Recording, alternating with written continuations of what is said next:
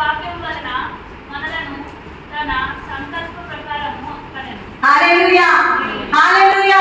దేవుని నామానికి మహిమ కలుగును గాక. ఏంటంట, దేవుని బిడ్డలైన మనము దేవుని యొక్క ప్రథమ ఫలముగా ఉండునట్లు దేవుడు ఏం చేస్తాడంట? ఏ విధంగా అన్నాడు మనని? ఏ విధంగా అన్నాడండి? సత్యవాక్యము వలన మనని కన్నాడంట. హల్లెలూయా. ఎప్పుడైతే సత్యం అనే వాక్యము అంటే ఇందాక అయ్యగా చెప్పారు కదా, వాక్యము విడుదల వెల్లడి పరుచుచున్నదా ఏమైతుందంట? మనలో వెలుగు కలుగుతా ఉంటదంట. హల్లెలూయా. దేవుని నామానికి మహిమ కలుగును గాక. ఆ వాక్యమే యేసు ప్రభుల వారై ఉన్నారు. ఆ వాక్యమే, ఆ సత్య వాక్యమే శరీరధారి అయి కృపా సత్య సంపూర్ణుడుగా మన మధ్యలో నివసించాడు. హల్లెలూయా. దేవుని నామానికి మహిమ కలుగును గాక. మనం క్రీస్తుని ధరించుకున్న వారమైతే క్రీస్తు యొక్క సంకల్పం చొప్పున దేవుడు మనల్ని కలిగి ఉన్నారు కాబట్టి ఈ దినం మందిరం అందు మనము దేవుని యొక్క సముఖంలో కూర్చొని ఉన్నాము. హల్లెలూయా. దేవుని నామానికి మహిమ కలుగును గాక.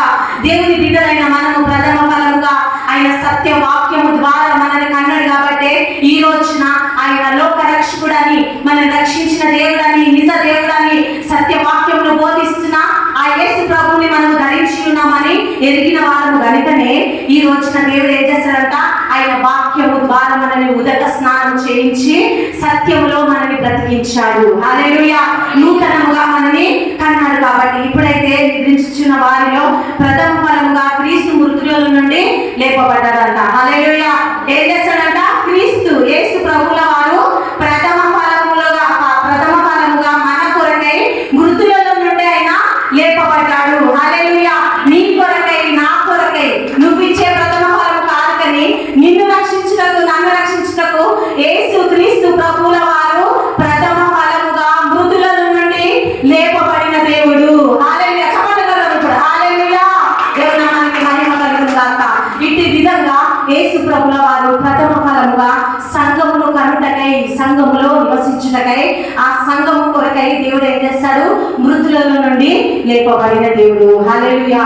అయితే ఇందులో మనం చూసుకుంటే దేవునికి సమర్పించుకొనుట సామెతలు 3వ అధ్యాయము 9వ వచనంలో చూసుకుందాం. సామెతలు 3వ అధ్యాయము 9వ వచనంలో అద్భుతమైన మాట దేవుడు మనకు తెలియజేస్తా ఉన్నాడు. సామెతలు 3వ అధ్యాయము 9వ వచనంలో చక్కటి మాట అర్థమయ్యే విధంగా, నీ రాబడి అంతటిలో ప్రథమ ఫలమును నీ ఆస్తిలో భాగమును ఇచ్చి యెహోవాను కనపరచుము. అప్పుడు నీ కోట్లలో ధాన్యము సమృద్ధిగా నుండును. నీ గానుగలో నుండి కొత్త ద్రాక్షారసము పైకి పొరలి పారును.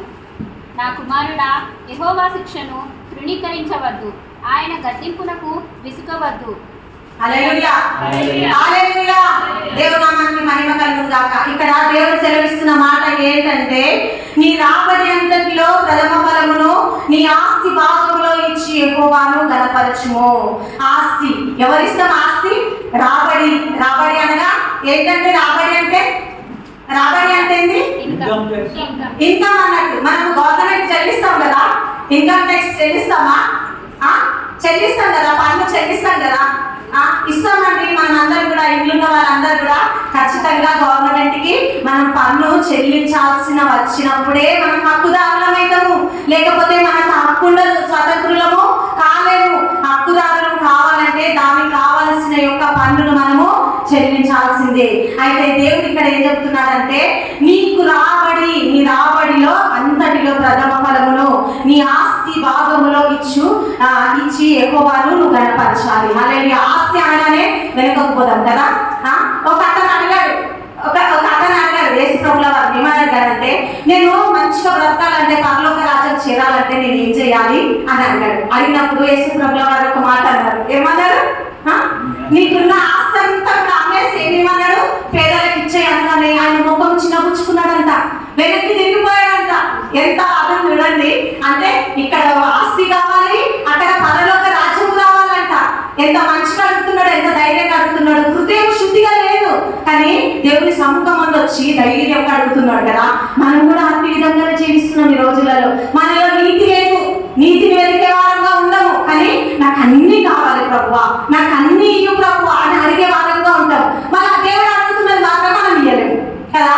సమయానికి రాలేము, దేవునికి ఇచ్చే వారంగా ఉండము, మన మనస్పూర్వకంగా దేవునికి స్తుతించే వారంగా ఉండము, ప్రార్థించట్లో ఏకీభవించే వారంగా ఉండము, వాక్యం చెప్తున్నప్పుడు విసుకునే వారంగా ఉంటాము కదా. అన్ని లోపములు పెట్టుకొని మనం ఏమంటామంటే, దేవా నాకు అన్ని కావాలి, నాకు అన్ని సమృద్ధినివ్వు అని. ఇవన్నీ మనకు వర్తిస్తాయండి, ఇవన్నీ నాకు కూడా వర్తిస్తాయి. నేను కూడా అంతే, నేను కూడా అలాగే ఉన్న స్థితిలో, అదే స్థితిలో బ్రతుకుతున్నా నేను. కానీ దేవుడు మనకు తెలియజేస్తుంది ఏంటంటే, నీ రాబడి అంతటిలో కూడా నువ్వేమంట, నీ ఆస్తిలో అంత కూడా దేవునికి సగభాగం ఇచ్చి అంత మనస్సు కలిగి ఉండాలి. హల్లెలూయా. దేవుని రాజ్యం నీకు కావాలంటే మనల్ని రాబడి ఇవ్వద్దా? ఇక్కడ కడుతున్న పన్ను మళ్ళీ అక్కడ కట్టాలా?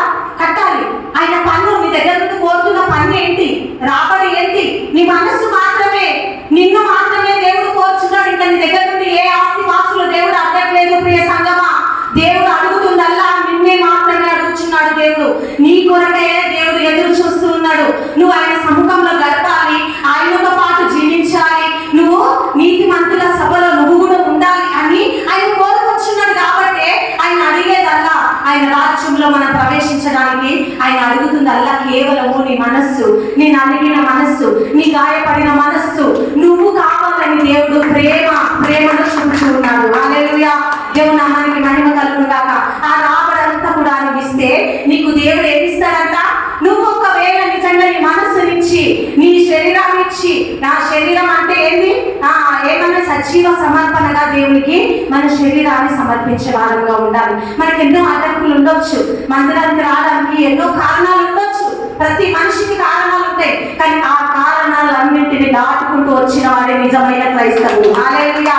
ప్రతి ఒక్క కారణంలో దాటుకొని దేవుని సన్నిధికి వచ్చినప్పుడు నిన్ను నువ్వు అప్రిషియేట్ చేసుకోవాలి. అవును, ఈ కార్యమును, ఈ అడ్డంకిని జయించొచ్చిన ప్రభువా, గర్వంగా దేవుని ఎదుట అప్పుడు అడిగినప్పుడు ప్రతిదీ నీకు దేవుడు సమకూరుస్తాడు. హల్లెలూయా. దేవుడు ఇస్తుంది ఏంటంటే, అప్పుడు నీ కొట్లలో ధాన్యము సమృద్ధిగా ఉండును, నీ గాదుగలలో క్రొత్త ద్రాక్షరసము పైకి పొర్లునంట. హల్లెలూయా. దేవుని నామానికి మహిమ కలుగును గాక. నీ కొట్లు నింపబడతాయి. అప్పుడు నీ ధాన్యము, నీ ద్రాక్షరసము ఏమైతుందంట? ద్రాక్షరసము పైకి పొంగి పొర్లుతుందంట. హల్లెలూయా. దేవుని నామానికి మహిమ కలుగును గాక. మన కుటుంబాలలో ఆర్థిక ఇబ్బందులు పోవాలంటే దేవునికి మనము దేవుని ముందు ఉండాల్సిందే, దేవునికి ఇవ్వాల్సిందే. మనం ఇచ్చినప్పుడే ఖచ్చితంగా దేవుడు ఏమన్నాడంటే, నన్ను ఇచ్చి శోధించు అన్నాడు దేవుడు కదా. హల్లెలూయా. ఏమన్నాడు? ఇయ్యకుండా నన్ను బాధ పెట్టకు, నన్ను దుఃఖ పెట్టకు, నా బిడ్డ నాకు ఇయ్యు, నాకు ఇచ్చి నాతో పోరాడు అంటున్నాడు దేవుడు. నాతో పెరుగులాడు, నాకు ఇల్లు ఫస్ట్ ఇచ్చిన తర్వాత నాతో నువ్వు పోరాడు, నాతో పెరుగులాడు, అప్పుడు నీకు ఇయ్యకపోతే నన్ను అడగంటున్నాడు దేవుడు. హల్లెలూయా. దేవుడు నామానికి మహిమ కలుగును గాక. మన దేవుడు ఏంటంటే దీర్ఘ శాంతము, వాత్సల్యతను చూపించే దేవుడు. మనుషుల వలె ఆలోచించే దేవుడు కాదు మన దేవుడు. మనం అనుకుంటామండి, ఒకరి నుండి సహాయం కోరినప్పుడు అక్కడి నుండి ఎదుటి వారి నుండి సహాయం రాకపోతే మనం అప్పట్లోనే మన మనసులో వాళ్ళ నుండి ఏం చేస్తాము, మనం ఏం చేస్తాము, అవమానించేస్తాము. వారిని ప్రేమించే వారంగా ఉంటాము, వారిని దూషించే వారంగా ఉంటాం కదా.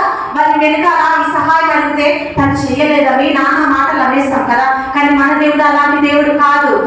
నా దేవుడు ఏమై ఉన్నాడంటే, నువ్వు మరిచినా నువ్వు మరవాడంట, నువ్వు అడగకున్నా నీకు అడిగి ఇచ్చే దేవుడు అంట. నీ కొరకై ఆయన ప్రేమను ఆయన వ్యక్తపరుస్తూ ఉన్నాడు. దేవుడు నామానికి మహిమ కలుగును గాక.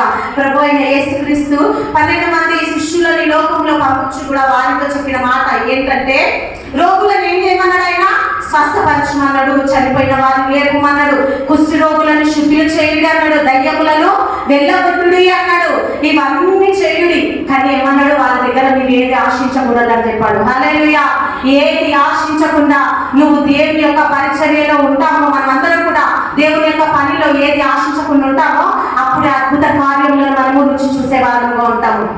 ఇవన్నీ చేయండి, లోకంలోకి వెళ్ళి అద్భుతాలు చేయండి, రోగులను స్వస్థపరచండి, కుష్ఠ రోగులను శుద్ధులుగా చేయండి, దయ్యములను వెలగొట్టండి, చనిపోయిన వారిని సహితము మీరు లేపండి అని ఒక అధికారం ఇస్తుంది. దేవుడు ఏమన్నాడంటే, ఉచితముగా పొందితిరి కనుక ఉచితముగానే ఇవ్వడి. హల్లెలూయా. దేవుని నామానికి మహిమ కలుగును గాక. ఏది నీకు ఉచితముగా ఇవ్వబడ్డది? రక్షణ నీకు ఉచితముగా ఇవ్వబడ్డది. దేవుని యొక్క సింహాసనం చోటు నీకు ఉచితముగా ఇవ్వబడ్డది. ఆయన రాజ్యంలో ప్రవేశించడమే దాని ఉచితముగా ఇవ్వబడ్డది. సమస్తము దేవుని నుండి కలిగినదంతా కూడా నీకు ఉచితముగా ఇవ్వబడ్డది. ఈ గాలి నీకు ఉచితముగా ఇవ్వబడ్డది కదా. గాలికి నువ్వు ఖరీదు కడుతున్నావా ఈ రోజుల్లో? లేదండి, ఖరీదు కట్టే స్థితిలో లేదు. దేవుని సృష్టి అంతా కూడా మనిషికి ఉచితముగా ఇవ్వబడ్డది. హల్లెలూయా. ఉచితముగా ఇవ్వబడిన తీసుకున్న మనము ఉచితముగా దేవునిని కనపరిచే వారుగా ఉండాలి. ఉచితముగానే దేవుని యొక్క పరిచర్య చేస్తున్న మన సంఘం కూడా వర్తిల్లుతుంది. హల్లెలూయా. ఎప్పుడు కూడా మన నుండి ఏది ఆశించరండి కదా.